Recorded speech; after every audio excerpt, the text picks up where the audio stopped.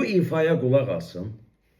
Kıskanır rengini baharda yeşiller, sevda büyüsü gibisin sen firoze.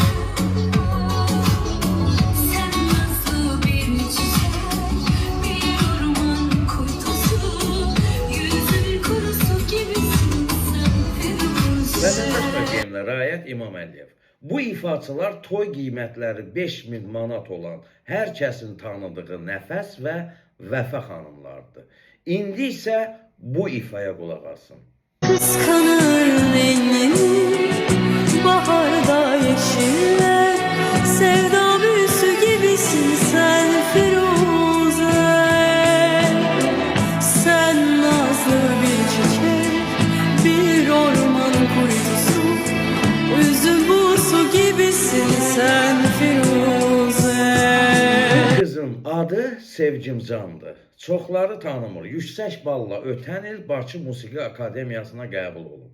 Əziz izləyicilər, bu iki ifa haqda rəyləriniz mənim üçün çox maraqlıdır.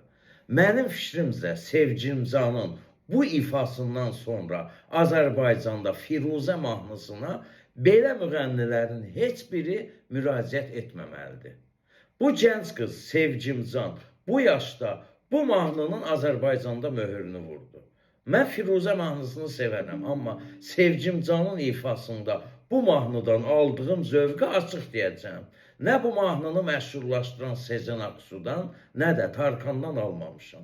Ona görə də deyirəm ki, sənətin yüksəlişi, inkişafı üçün istedadla təhsilin vəhdəti mütləqdir. Tamamlamalıdır bir-birini. Biri olmasa xeyir yoxdur. Belə istedadları önə çəkin televiziyalar, belələrini. Həci sponsorlulardan, çətdə dana quzusunu satıb efirdə oxşar mahnı yazdıranlardan uzaq gəzin. Zövqümüzü korlamayın, musiqimizə heyfiniz gəlsin. Sevgimcan Musa Musayev və Təranə Qumralın qızıdır. Musiqiyə olan marağı genetik olsa da, gözünü açıb ailədə musiqi mühitində böyüsə də, bunun heç bir fərqi yoxdur. Bu uşaq çox istedadlıdır. Bir istedadlı uşağın valideynləri istər kasıb olsun, istər varlı, istər tanınmış olsun, mənim üçün fərq etməz. Bu qız istedaddır, vokalistdir. Uğurları bol olsun. Belələrini tanıdın ölkəmizə. Sənət estafetini belə gənclərə buraxın. Əks təqdirdə sonumuz indikindən də betər olacaq. Sonda kütlə təfəkkürlərə bir mesaj buraxın. Bu çıxış sifarişli deyil. Çünki bu uşaq bütün xoş sözləri bu ifa ilə haqq etdi.